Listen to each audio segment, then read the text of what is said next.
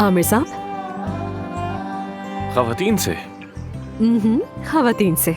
आपकी जिंदगी में हमेशा मुख्तसर ताल्लुकात की जगह रही है, यानी कहा जाता है कि आप किसी खास रिश्ते का पास नहीं रखते, क्या ये सच है? जी हाँ, ये बिल्कुल सच है। लेकिन मेरा वाहिद रिश्ता अपने काम से है।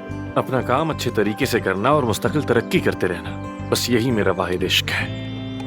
यानी अगर आप रिश्ता बनाएंगे तो आपका जहन बढ़ जाएगा और काम मुतासिर होगा, क्या ऐसा है? दरअसल एक बात कहूँ आसली साहिबा, मेरे साथ ऐसा आज तक नहीं हुआ।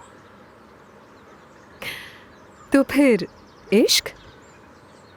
इश्क? अगर इश्क की तलाश है तो परियों की कहानियां पढ़ें, रोमांटिक कॉमेडी फिल्में देखें। अगर खूबसूरती के पीछे हैं तो मेरे पास है, आई वेट।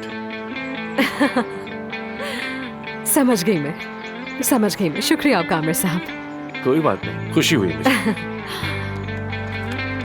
क्या हम उस तरफ जा सकते हैं? जी जरूर। शुक्रिया। अफसून क्या अक्सर यहाँ आती है? तकरीबन हर सुबह। अफसून का घोड़ों से इश्क लामहदूद है। मैं ये वीडियो की रिकॉर्डिंग आपको भेज दूंगी।